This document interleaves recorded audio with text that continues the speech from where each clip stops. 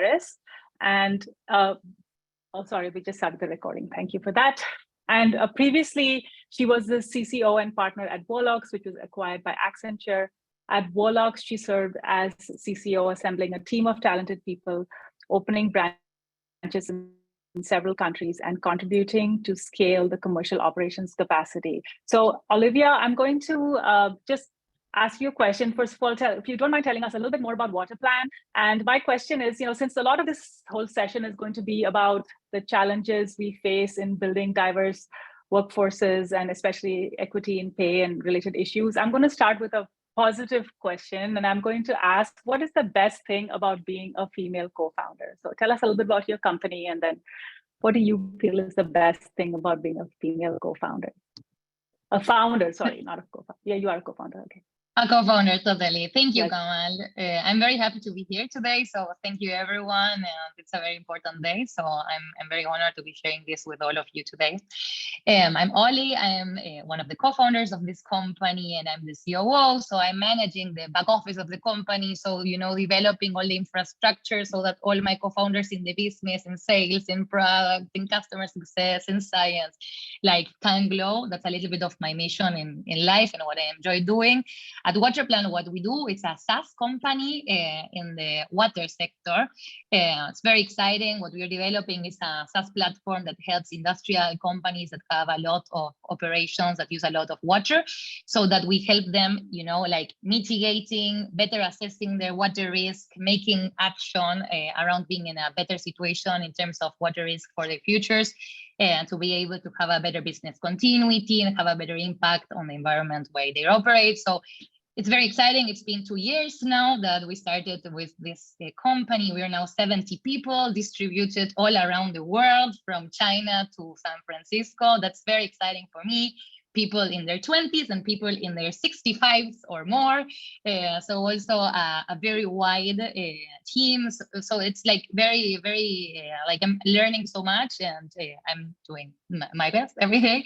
And relating to what for me is the best thing about being a female founder is I'm a person that is very connected emotionally, and really likes reading people, sometimes reading between lines, understanding things without needing the facts. And I think all of that helps a lot, making decisions fast, especially if you're a company that needs to make a lot of decisions on a very fast pace. I think it's very important to have very clear core values between the co-founders. That helps a lot. And I think that as a female co-founder, I have pushed that a lot, and I help the implementation of that in a daily basis. And I think that this intuition and this emotional world, being able to put that into the business table is very important. So I really enjoy doing that, and I try to bring emotion into a very important part of what we do. So yeah, I think that's a little bit to start today. Thank you, Kamal. Thank you for that, Oli. I can relate to what you're saying about bringing the emotion in. Thank you. Yeah. I am now going to introduce Elizabeth Landau.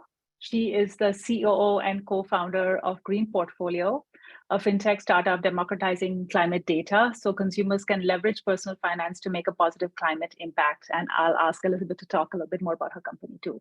She has 10 plus years of leadership experience in B2B and B2C markets at both Fortune 500 companies and startups, with a focus on brand management, innovation, and strategy.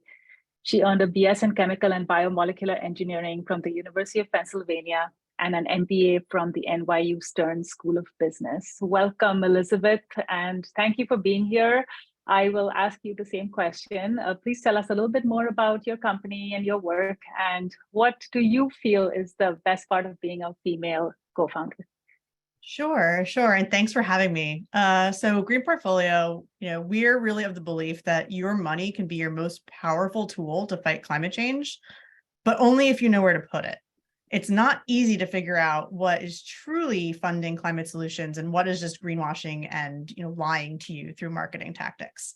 So we've built out the first climate first ratings engine and platform that actually helps you as a retail investor or someone looking for a new bank how to understand what's good and bad and how to make switches.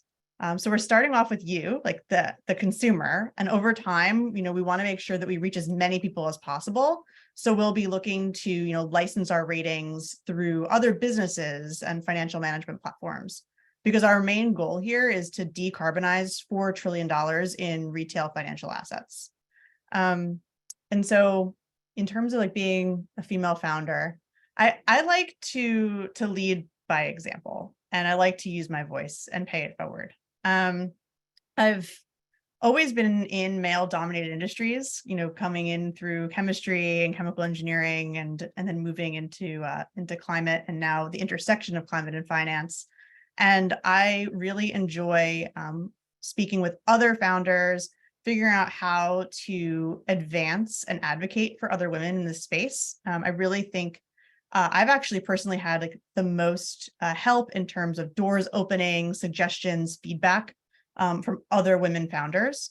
And I like to do the same. And, not just even at the leadership level, but also in terms of mentorship. I really value speaking with women who are just starting out in their careers, whether they be on our team or, through university or mentorship and apprenticeship programs, because I really believe that in order to keep advancing women in these more technical spaces, they really need to be able to see leaders who they can take, advice and inspiration from.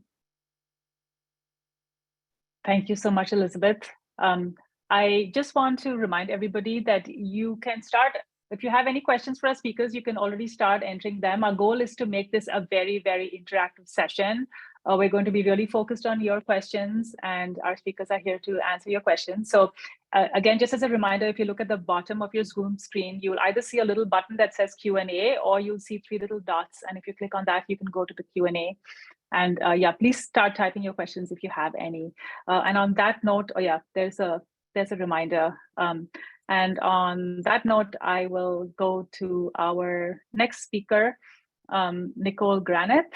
Welcome, Nicole. She's now co-founder of Tangible Materials, a unified software platform that catalyzes the adoption of sustainable building materials by allowing real estate developers, architects, and contractors to seamlessly identify, manage, and report on products that meet their carbon, environmental, and social goals.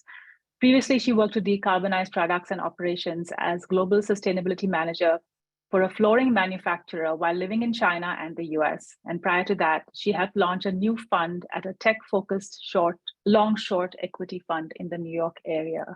So welcome, Nicole, and I will ask you the same question. Please tell us a little bit more about yourself and your work and your company, and what do you like about being a female co-founder? Thank you so much, Kamal. Well, first, also want to start just with how honored I am to be sharing space with such an accomplished group, and that I think we all have consistently seen that when you have these mission-driven spaces, it brings people who are coming at it, of course, with incredible intelligence and intention, but also with such deep heart. So really honored to be included in this group today. I also always appreciate hearing our company statement stated back at us, because it's that moment of, oh yeah, that is what we're doing. And that really is the crux of it. We are building embodied carbon reporting software for real estate developers and owners. And the reason that we are pulled to this problem in particular is that building materials are responsible for 11% of global greenhouse gas emissions. And that's more than the aviation industry, fashion, and landfills combined.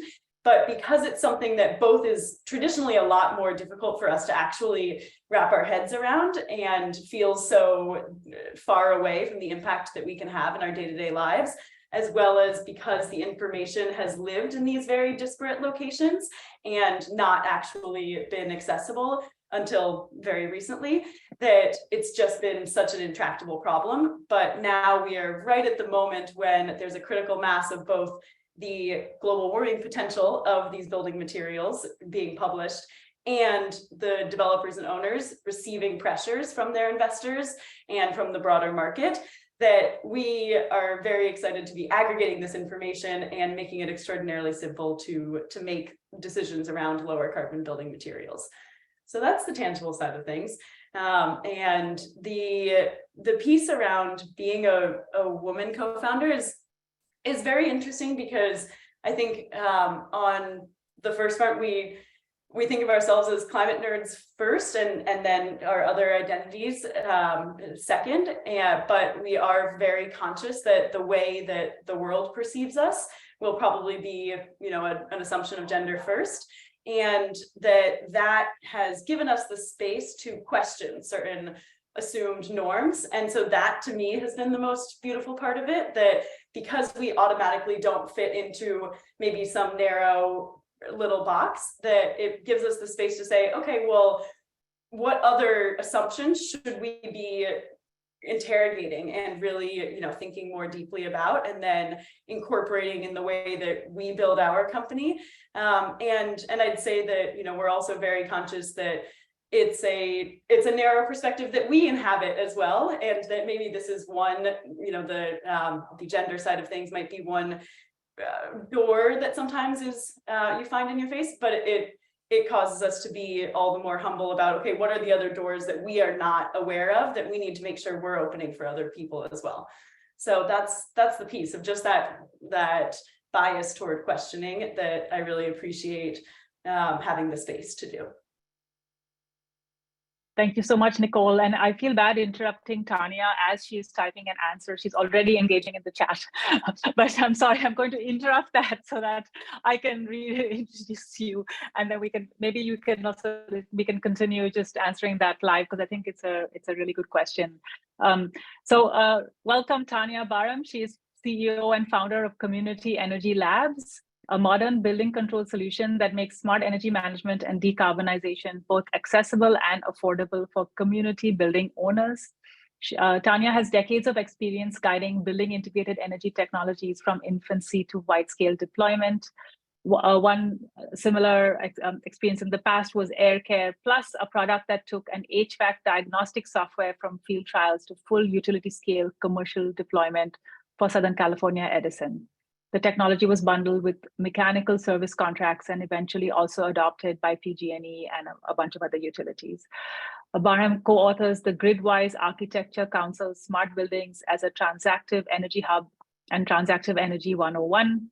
She's a 2021 Impel Plus Innovator, a program funded by the DOE's Building Technologies Office and implemented by Lawrence Berkeley National Lab.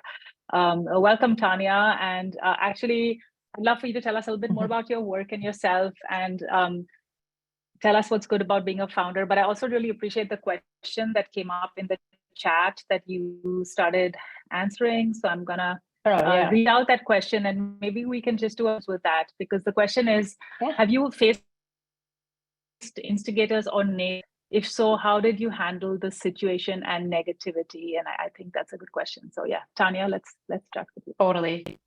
Well, first of all, like Nicole, just so thrilled to be here. This is my third Terra.do event, a different format than usual. Usually I'm pitching all of you, trying to get folks to come and work for my company. I'm still there. We have an open requisition on our website. Get over there. Get over there. Come work for us right now. We want you, every one of you. Okay, so I'm done with my pitch there. As you read that, Kamal, and people have such amazing things to say about you and the community that you've created. So thank you. Honored to be here with all these amazing founders. And as I heard you read out that bio, I had a different reaction than Nicole. I was like, ooh, I better edit that. That's like really long and very specific. So Community Energy Labs, we simplify a problem that building operators find complex, frustrating, and very expensive. School districts spend more on energy than they spend on computers and textbooks combined. 30% of that spend on energy is wasted. And as we heard another presenter say, almost 40% of global greenhouse gas emissions come from buildings. 70% of that is from electricity use in buildings. So we have a software as a service control platform. It's powered by patentable machine learning algorithms. It's cool tech, and it gives building operators a break. It's cruise control for buildings. We enable clean, all electric, self-driving buildings that are simple to install and that our customers can afford. I'm going to be honest about being a female entrepreneur, and let's just be honest, female in general. I think it's been really cool. I have a 13-year-old daughter who does identify as a cisgendered female, and she really taught me about this concept of non-binary. And had that been available to me at her age, I think that's how I would have identified. And I do still identify as non-binary, but you know, I'm almost 50, so I'm just like, whatever, call me whatever, I don't care. Female's fine. That's how I've lived my whole life. But I always felt ambivalent about my gender. And specifically, I really felt ambivalent about the expectation of my unpaid emotional labor needing to be given away, and that my talents should always be in service of enabling somebody else's talents, as opposed to being able to go after my own big ideas. And I will say, somebody was like, have you met any haters? And I'm like, are you kidding? Listen to me. I am like the quintessential bad woman. I am like a lightning rod. For people, you know, there are a lot of studies, there's so much water under this bridge. There are a lot of studies on people who feel disgust when they see women act in ways that are considered ambitious, agnetic. And I've never been a good woman in terms of my natural personality type, et cetera. It doesn't really sync up very well with the gender that I was assigned at birth. So I've always felt a little bit like I was asked to be an actor in a play that I didn't want to be in. I wasn't even asked, I was forced to be an actor in a play. I was assigned a role. I always chafed against that role. And then everybody's telling me that I'm not performing my gender well and I'm a bad actor. And I'm like, I didn't want this role to begin with. You put this on me. So lots of haters. And I think the thing that changed was what changed was for me, like two things. The first thing was I've spent a lot of time trying to let go of the resentment that I feel about that ambivalence and about performing that gender. People think what they think. It's not personal. Their opinions, their thought processes, their behaviors, all of those things were cooked and formed before they ever met me. I'm just a trigger or a stimulus for their behavior. So really trying to have empathy for that and for myself in those situations.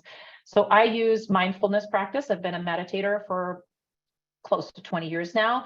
And on top of that, I use something in my company and myself called nonviolent communication, which has really helped me not let people take up space in my head rent-free. Even if it was personal, even if they really did want to attack me, even if they did really want to ruin my company, like they don't get to have my energy and attention.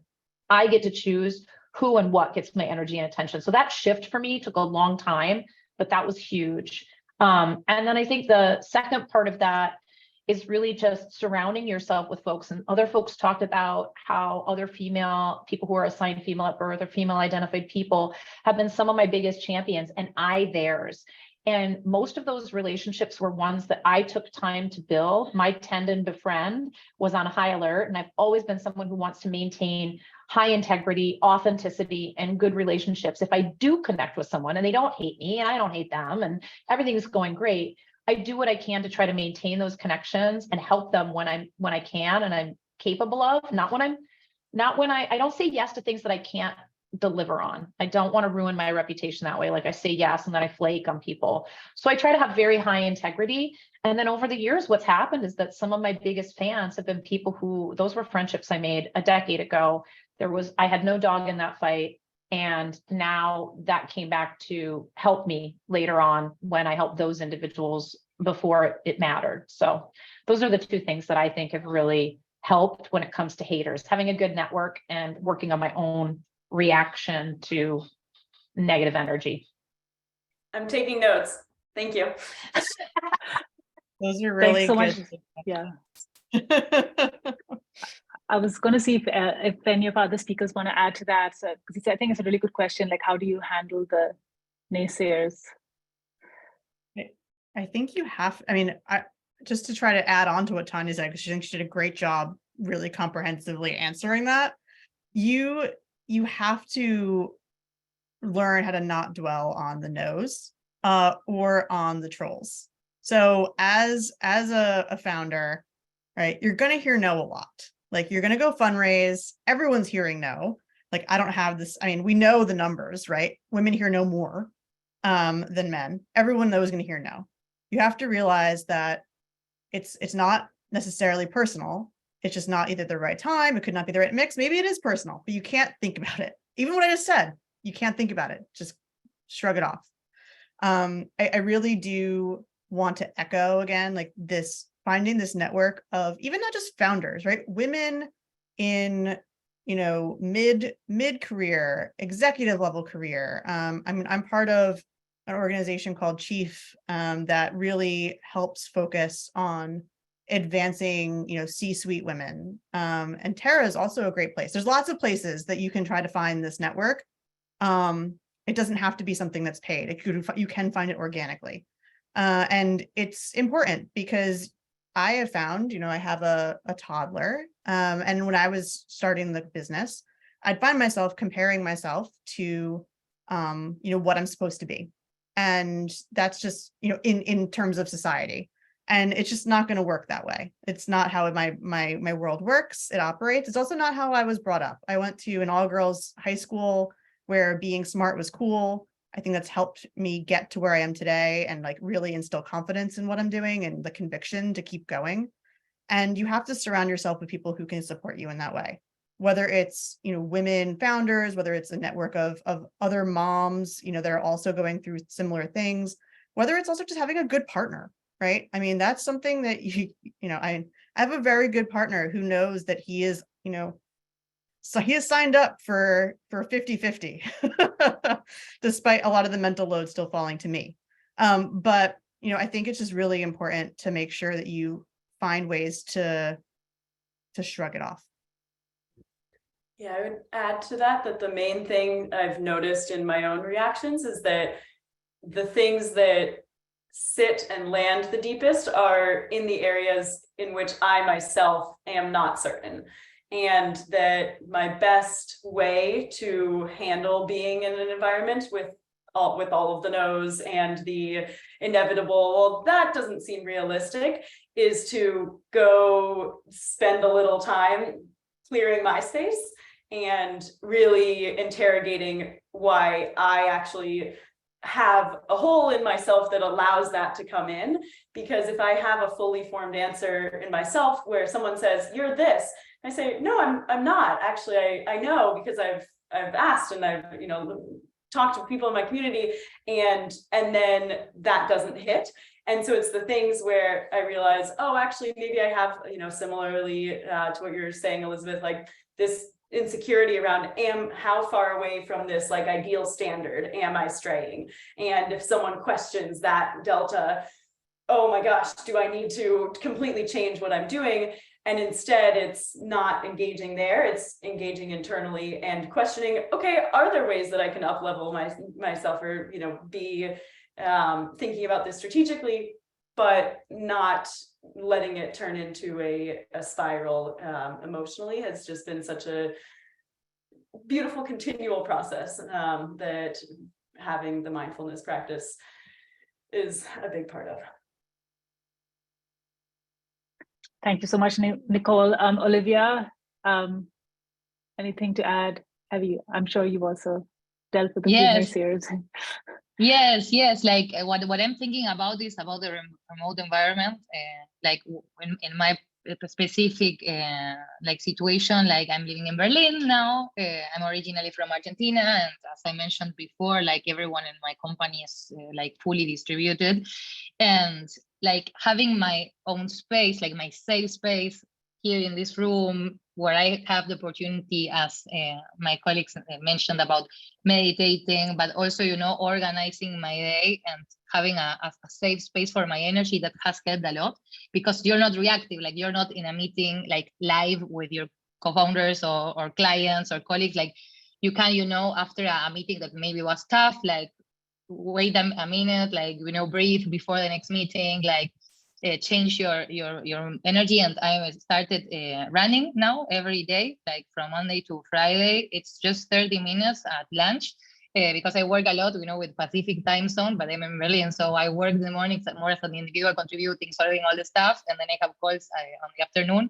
And that sport has also helped. So I'm trying to think of some very concrete solutions that you can apply into your daily life. And I think that sometimes when there is a lot of controversy, having this a little bit more distant and in remote space also helps, to recover. So yeah, I would add that has been super helpful to me. Thank you so much, Olivia. I see we have a lot of interesting questions and folks have started voting on them, which makes my job a little easier. And this is a great question. It's for everybody. And maybe this time we can start with, we'll start with Elizabeth, and we'll go around.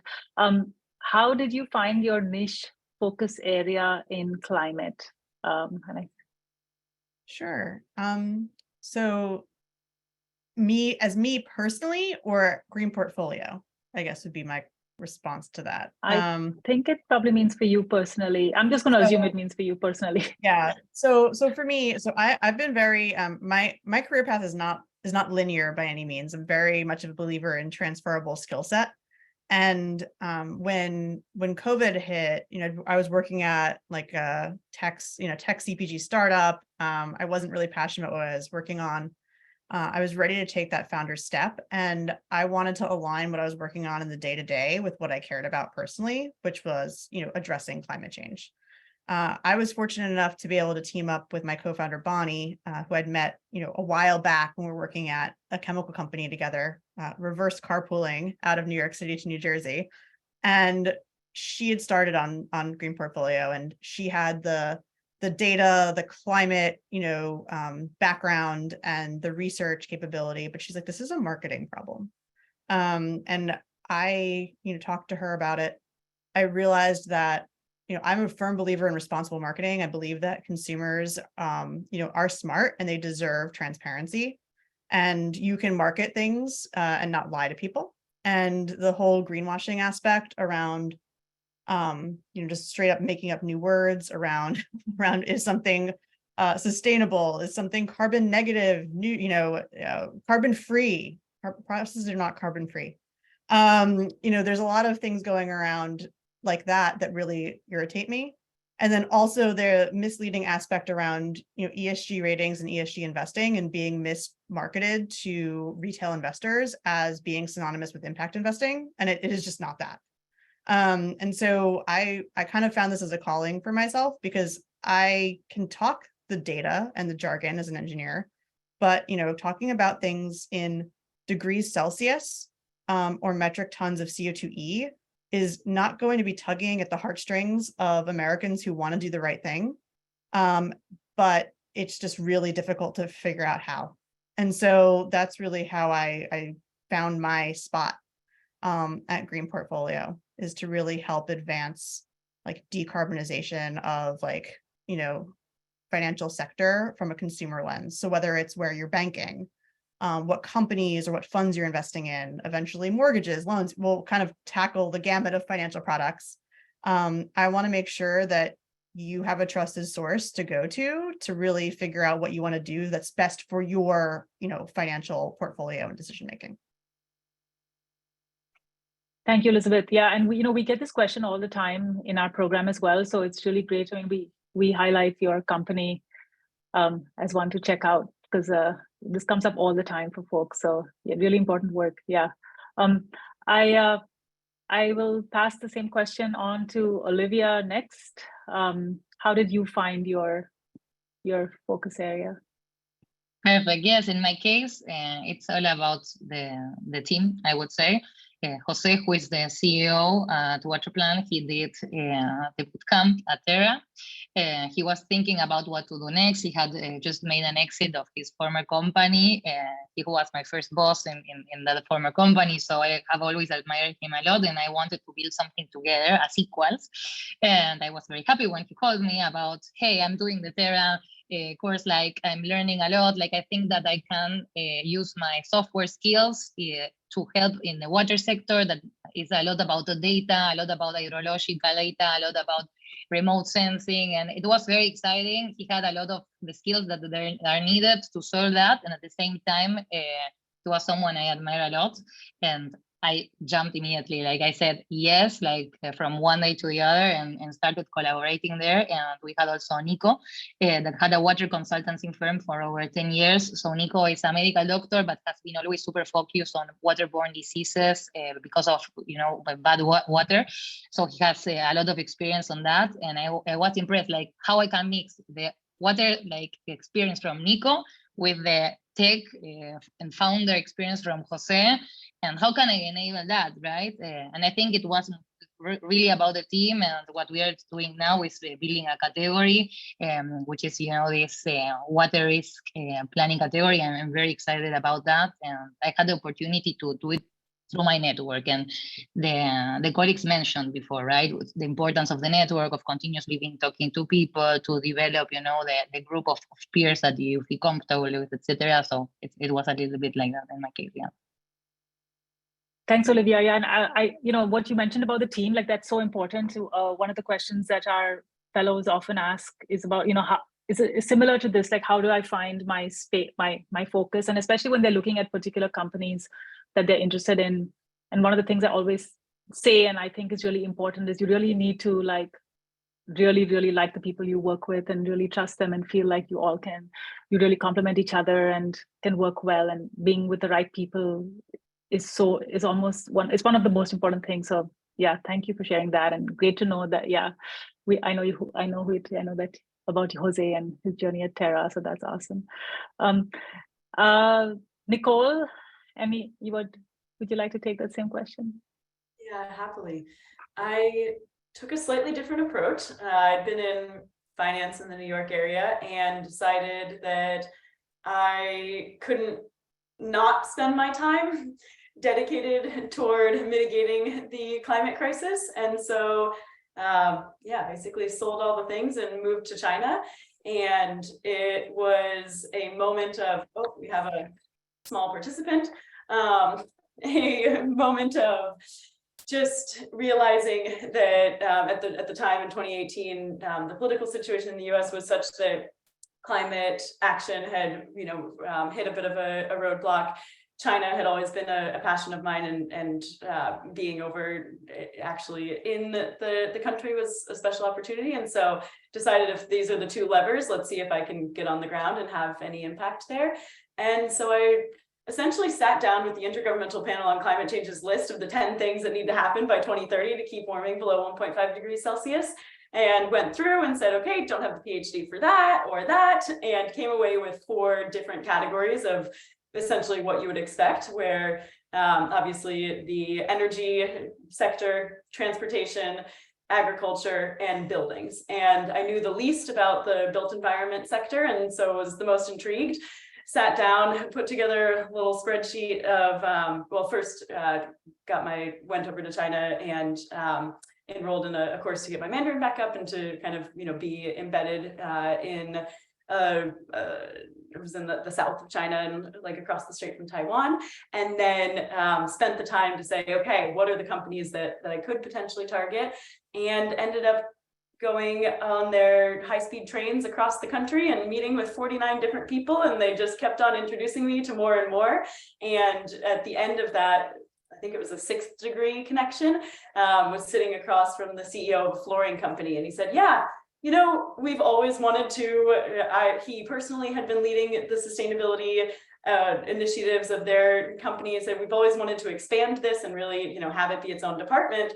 Would you like to come do that? And it was just an incredible opportunity, and really grateful to him and them for that entree into how I could actually have some type of tangible on the ground impact. And so being out at our factory every other week, but then also getting an understanding of how the supply chain was going to be such a crucial part of decarbonizing these products, and engaging with those suppliers around obviously the carbon side of things, but also intertwined material health, and understanding that so many of the impacts that we talk about as just climate have these 2nd and 3rd order impacts that are incredibly important to be aware of as well, and to bring awareness to. And so that was really it was just an incredible path to finding, okay, this is the area where I really want to see if there is a way that we can make a scaled solution for the broader architecture, engineering, and construction industry to find, procure, and then report on those large carbon reductions that they're making with building materials. Because there are people on the manufacturing side who are working really, really hard to decarbonize and to do the right thing. And there are people on the development side who really want to put those to use. And it's just such an interesting, at this point, it's really just about transparency and information scaling so that we can connect them. But that's that's how I made my way into this particular niche. Thank you, Nicole and Tanya. Again, thank you, Tanya, for already engaging in the Q&A and the chat as well. I will ask you the same question. I just want to mention to our other speakers as well, there are certain questions coming in specifically for some of you. So there's one for Olivia right at the top. And so if you have the opportunity and can type out the answers there, I'll see if I can come back to them a little bit later, but I'm going to just stick with the questions that are more broadly applicable to begin with, and then we can maybe use a little bit of extra time. But again, it's just that little Q&A button at the bottom of your Zoom screen. And there are a few specific questions for some of you. So Tanya, over to you. How did you find your focus area? I think, I was seeing in the questions below, mostly through sort of customer validation, and I think being curious. When I was in college, I studied international relations with an environmental focus, and that was a really multidisciplinary degree. So graduates from that program typically work for like World Health Organization, United Nations Environmental Program, other international NGOs, regulatory and standard settings. So it is a STEM career, but you're a bureaucrat. And I liked that, but I found that I really was into the tech, and I got into geographic information systems and information systems in general. My parents were programmers and network engineers when I was a kid. So we had a PC in my home growing up.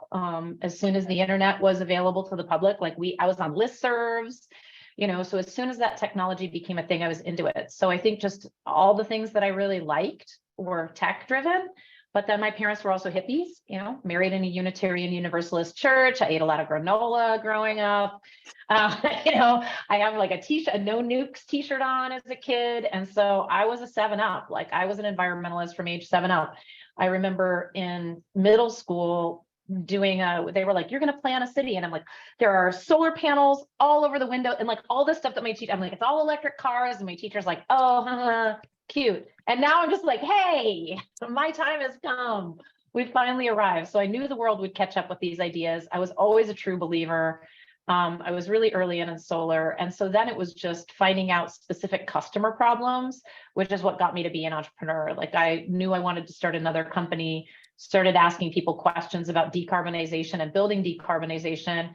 And when I heard a pattern repeated over and over and over and over again in the school sector, I just was like, well, surely somebody must have thought of a solution for this. And then I'm like, no, and the more I started digging, the more I was like, wow, okay, I guess if nobody's going to do this, I'm going to do this. So that's how that worked for me. Fantastic. Thank you, Tanya. There are so many great questions. So again, if speakers have the opportunity to just engage in the Q&A, please do so. I'm going to ask one question that I see has gotten a lot of votes, and that might take us to the hour. So let's see how it goes. And maybe this time we'll start with you, Nicole. And the question is, do you guys have any advice for people looking to work in climate tech, sustainability, environmental industries, but who don't necessarily have a specific education background in the field? This is always a really good question. And so over to you, Nicole. Yeah, absolutely. I think one fantastic resource obviously is Terra and the incredible programs that you've put together here. I have been speaking to so many people who said, oh, I came through, I took this program, or I really was inspired by an education session that I saw. And I think that one of the things that's incredible is that people are now realizing you don't need to have a certain educational pedigree or XYZ, coursework that you have done. Every single set of skills is requested, please. And that we need all hands on board, and that it really is there is space for whatever your intersection of what lights you up and also you feel extremely competent at can be put into service, whether that is on a direct hardware side or a software enablement piece. And there are so many different avenues there. And so I think there's the laundry list of all of the resources of Terra and, the work on climate Slack and going to listening to the My Climate Journey podcasts or some of these. But really, I would say that if you just start talking about it, the people who are the like-minded people tend to come out of the woodwork. You make one LinkedIn post on this and all of a sudden it's like, oh wait, I didn't know that this is what you're working on. And so even just saying, hey, this is something that I care about, how do I get involved, is such an incredible, kind of first ring of the bell. Thank you, Nicole. Thank you for that. Tanya, shall we go to you next? Advice for people looking to work in the sector who don't have a background or education in this area? Yeah, well, I don't remember who it was that was talking about like this realization that they had that nobody knows what the hell they're doing. And I sort of feel like every single day, especially as a founder, you're just like, what happens if I press this button, So the people, it's good to have domain expertise, but it's also really good to be just sort of, everybody's been talking about being grounded in your own self-worth for any number of reasons. Like, don't focus on what you're bad at or what other people say you're bad at. I mean, that is good. Do take feedback, right? But if you're a conscientious person, that's probably not your problem. So really start to flesh out and really be clear about what your strengths are and how those are translatable skills. So do your informational interviews, come to Terra, go to these networking spaces that are free too, build your network locally and start looking at the job descriptions that you're attracted to in climate and say, these are my strengths. How are those translatable skills? And I was just on a hiring and recruitment call with Elemental Accelerator that we're a part of. And they were talking about how to hire without bias. And it really sort of comported with what I had heard, is that, hiring without bias is about talking about the rubric of what you want. And we had a big conversation in my company. We're hiring a field operations lead. And our software engineers were like, we need somebody who can work with a Linux operating system because they were going to need to troubleshoot. And I'm like, do we really need that? Because you know what? I've been doing this job in this company and I would not apply to that job if it said that. So it really forced us to kind of work our way backwards and say, what really are we asking for here? The ability to learn technical operating systems quickly and to troubleshoot, right? So just think that your potential employer might not have taken the time to go through and really think about that. So when they say, I want experience with Linux operating, take a look at your strengths and say, well, maybe I don't know Linux, but I am very good at learning new operating systems and processes, and I'm really great at troubleshooting. So I would really encourage you to take a very scientific approach like that. Start with yourself, start with your strengths, think about how those are translatable skills, and then actually look at job descriptions that you like and, kind of do the work for them. But we were all raised as women. We're used to it, right? So do the work for them and back it up and say like, okay, here's what they really meant. And here's how I can do that given my skill set. That would be my best advice. I love that answer, Tanya. And I can relate, especially when you said at the start, like, we all don't know what we're doing. So I'll say that I had the opposite experience because I had this master's in environmental change and management. And then I went into a solar startup and I didn't have a single useful skill set. Like I had this fancy environmental master's and I didn't know anything about business. I didn't know anything about installing a solar panel. I didn't know anything about business operations, finance. Like basically I had zero skills that were actually needed in the startup environment. So I wouldn't like say that you shouldn't get an environmental master's degree, but I think there's so many great opportunities for people with other skill sets that are needed in the climate space. And especially as women, we're constantly underselling ourselves. Yes. Underselling, totally. Well, and I was going to say, we hired a kid who had been an intern and he was awesome. And if he were on here, I hope he wouldn't be embarrassed by me telling this story. We hired him before he even finished his undergrad. And then we grew 10x in a year. And it was just bananas. So we went from a situation where we would have had time to mentor him and train him appropriately to one where we were just like, your options are we're throwing you in the deep end and you're going to swim and deal with it, or you're going to quit. Like that's kind of where we're at right now.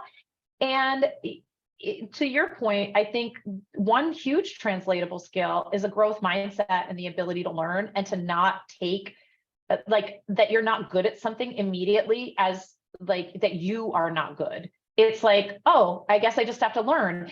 And so like that kid's growth mindset, you know, he went through a process, but he doggy paddled his little heart out. And it sounds like you did that too, Kamal. And I think that attitude will get you 70% of the way there, you know, that kind of resilience. I completely agree with that. And I think, you know, you just need to approach this career transition into this industry the way you would with any type of new job. Like know your accolades, know your experience, like what Tanya was talking about, like what is it called? We learn it, the STAR model, like situation, task, action, result. Like make sure you can like brag about yourself and make sure it's relatable. And I would say too, when you're looking for jumping into this industry, you know, there are you know, our company is an extremely small startup, like we're like a team of 5, right? But there's different levels and different stages of the startup world. There are also now more established companies that are in climate tech. So you also need to decide, you know, Tanya's talking about growth mindset, and I think that is applicable in any company, but you might have more ambiguity or more, you know, crisis management in like certain stages versus something that's a little bit more established and where you can maybe spend a little bit more time like learning and growing. And so you have to decide really for yourself, like what your tolerance is for that. Totally. Like I add to Elizabeth, like what I always say to my friends, because I have a lot of friends like very close that want to transition to climate, right? And I always tell them like, just like do a lot of research about the stage of the company. Like that makes a total difference in terms of if you can step in as a generalist, bring a lot of soft skills and problem solving skills, and you don't need the, you know, technical skills for that. And I think in an early stage company, it is way easier to find, you know, as a place for someone that maybe doesn't have so much, you know, technical or experience in something in particular. And I think that is very key. Like I always try that, because a lot of my friends are, something I wanted to share today is risk aversity, right? In general, as female, right? And I think that if you want to jump to climate tech, I think that you are one step better in terms of risk aversity, but maybe in like it changed the industries, but maybe it won't be a super successful company or the biggest company or the most established one. Maybe you have more opportunities in the early stage, and you have to be risk averse to that, right? For that, and as Elizabeth says, you have to understand yourself and see how much you can deal with that, of course, because it's extremely difficult, and I can relate to that. But I think that the stage is critical. So yeah, and the risk aversity. Thank you, Olivia. I think we have time for one more question, if we can all just keep it a little bit brief, but I think this is a really good question and it's gotten voted up quite a bit, and I'll make sure I'm not bypassing some other question that has more votes, but this might be a good one to end on. It says, what are some types of support knowledge you wish you had in the earlier stages of your work that you felt was hard to find or access? Like what do you wish, what kind of support do you wish you had that hopefully you are now providing others? Olivia, should we start with you? Yes, like what helped me, that what I did have from the beginning was a coach. I had 2 coaches, like one very personal, which I was meeting every week. And she was a great help. She continues like for 2 years now, my coach, and she has helped a lot. And then we had a co-founders coach, that the person meet with every one of us on a monthly basis, and then we had a monthly team meeting. And this was extremely helpful for very difficult moments. So I can share that as something that was extremely helpful. And then in my case, it was very difficult finding advisors because it was super easy for my other co-founders to find the sales advisors or the product advisor or the science advisors, but for the operations advisors, it was super complicated. And it is difficult to manage, I don't know, salaries for 70 different people that are distributed in more than 40 cities around the world, and how you do justice. And there are a lot of very conflictual and very important stuff that no one teaches you, right? And it's more complicated to find advisors for that. And I think that personally, I jumped to look for advisors too late. I should have been doing this from the very beginning, from the first day, developing my network, because the answers were not inside of my company, were not in my co-founders' heads. The answer were in other people that did this before. And for me, it was mind-blowing when I understood that, because I was always, more of my company, my treasure, my team, everything is here, all the answers are here. And then I learned that everything is out there. You have just to go for that. Talk to people. People are nice. People want to share. People who did it struggled a lot, and they know how hard it is, and they want to help you. And the last couple of weeks, I have been focusing a lot on having this advice, like conversation, and it has been mind blowing. Like my energy levels and my engagement and my enthusiasm, my adrenaline was like super high after that conversation, and I had to go for them. And I like to do the same when I can for other people. In particular, what I do is in my university back in Argentina, we have the clubs, the finance club, consulting club, entrepreneurship club, etc. And that is now an organization that is more than 10 years old. I was one of the co-founders there, and I try to always be in WhatsApp and have calls, etc. with the girls in that organization, for example, so that I can help to be also an enabler to jump into the international scene and not only, be focused on your home country. And that is very inspiring for me. It helps a lot. So yeah, that's a little bit on my experience. Thanks, Olivia. We have 3 minutes, and I want to see Elizabeth. Do you want to add a little bit? Nicole, Tanya. Just to add something more specifically to that, I completely agree with everything Olivia just mentioned. A more specific piece of advice, I wish I had known earlier on how to talk the lingo of fundraising. There is an art to it. There are certain terms that you need to know. There are certain acronyms you need to know. There's a lot of ways you need to write emails in order to play the game the same way as men. I learned that from female founders that were ahead of me over time. But the accelerators, the incubators, the venture studios, they don't teach you that part of it. And like, honestly, they don't want you to know it because they are investing in you and they don't want you to know how to actually be educated on that topic necessarily because they want the best deal they can get. So that's something that I wish more specifically I had known earlier on. Thank you for that. Very valuable advice. Nicole? The main thing it has been echoing the point around mentors, this concept of we don't have to go at this alone. And I think Tanya previously said we have mentioned how frequently we have this conception of we must be perfect, and if we're not, it's incredibly difficult to forgive ourselves.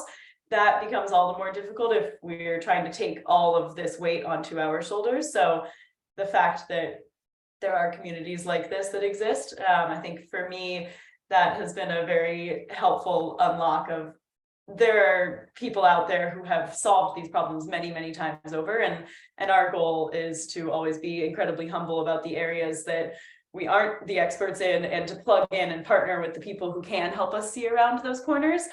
And then also help us think about what corners we're not even thinking about we need to be seeing around. So I think that piece and then also just, making sure that we are constantly giving ourselves, like feeding ourselves and putting energy back in the bank, that's such an important piece as well. Thanks, Nicole. And Tanya, would you like to take us over the finish line? I am just looking at, I've been in the chats and, one thing that someone was saying is like, hey, well, I mean, obviously everybody's talked about advisors. I think that's great. Advisors and networking. That was the first thing I did. And I asked them, can I put your image on my website? Because it does lend credibility. I went to a public university. I grew up poor as heck. Like it wasn't even on my radar to try to go to a good school. And that stuff does help. It helps. So I do think having advisors that lend credibility, for better or for worse, it's a necessary thing to do because you'll need their advice and perspective. But I will say also, like, do hackathons, do startup weekends. Like those are great experiences. It's also a great way to meet potential co-founders. In my particular case, so talking about advisors and all these cycles, before I was able to start my company, I spun out from another nonprofit. I went to a hackathon where I pulled together a team. I met a lot of really awesome people. There were like 230 people at that hackathon though, and there were only like 4 people per team. So there were just like a bajillion teams. And we were super organized. We finished first, and then they had you present your demo based on the order that you finished. So we went first, and then we sat there for 4 hours as all the other teams kept working on their project and then presented last. And so we got like honorable mention, but the winners basically had the same idea as us, but they presented last. And so there was a woman there who was a decision maker. She said she was so angry in the back room that we didn't win, that she went to war over it. And you know what? Okay, we didn't get that $20,000 check, but later an opportunity opened up once my non-compete had expired and I had actually formed a real company. An opportunity opened up for a $100,000 contract with that woman's company. And my tech wasn't mature yet. So I found another founder who had been at that hackathon. We partnered 50-50. He did the tech, I did the marketing, PR, and customer validation, and we won that contract. And that contract was super validating. And I was able to leverage that to get more contracts. And she then, guess what? A couple of years later, called me the other day and said, I'm thinking about starting a company. Would you be willing to be an advisor? And can I put your name on my website? And I said, you bet your bippy I will, put my name anywhere you want. But that's the thing is these hackathons are great. It's only a 3-day commitment, If you can't do 3 days of that, you're never going to be able to be an entrepreneur or deal with working in a startup, because that'll give you a taste of startup life in a weekend.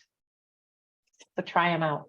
That's all amazing pieces of advice. Thank you all so much. We are out of time. I know Remy has a few closing words as well, but this has been so enlightening. And in fact, I took a few notes for things that I want to take back into Terra, just from everything I've heard here. So thank you so much. I want to personally thank all 4 of you, Elizabeth, Olivia, Nicole, and Tanya, for a truly enlightening and energetic and very valuable conversation. Thank you so much. Remy, over to you. Yeah, I don't think I can top that, but I'll try it. Thank you so much for the founders who joined us today. It was really insightful listening to you, and we touched on a broad variety of topics. So it was there are definitely a lot of nuggets of wisdom in there that I definitely enjoyed, and I'll take with me as well. I also wanted to thank the audience for providing such thoughtful questions. And now we'll be moving on to the next piece of the programming, so the networking session. So to give you a little bit of an idea, each founder will be in a breakout room, and the audience, you're more than welcome to jump between breakout rooms, engage with the founders, ask questions.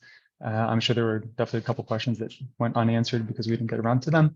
And finally, Kamal will be here in the main breakout room and fielding questions as well. And if you have trouble joining any breakout rooms, you can stick around and we'll help you with that. So now we'll go ahead and open the breakout rooms. The event ends at 2:30, and so there's no need to return to the main room at that time. But thank you so much, everyone, for attending, and thank you again to the founders. Thank you. Thank you.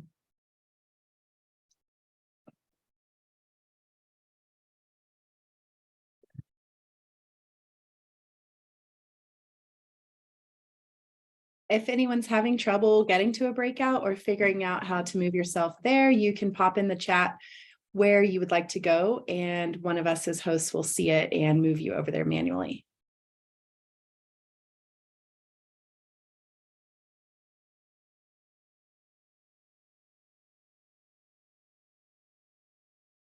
Okay.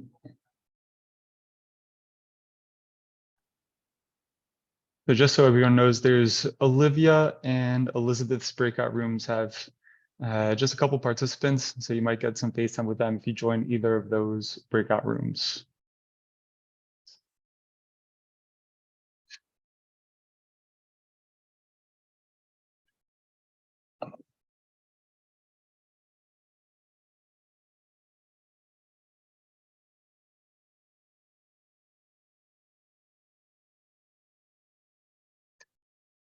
We have some questions here.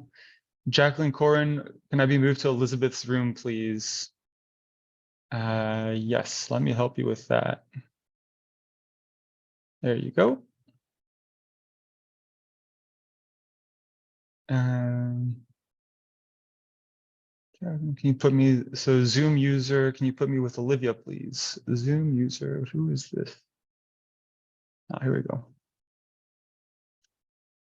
There you go. Any other requests to join a different breakout room? Oops. Jacqueline, let me try to do that again. Elizabeth. I think you need to approve that, Jacqueline. Oh, there we go. Zoom user. Olivia. And folks who are here, if you have questions for me, it's a pretty small group, so feel free to just unmute yourself and yeah, or you can raise your hand and I can call on you. It's nice when you can see everyone on one Zoom screen. Those are the best conversations.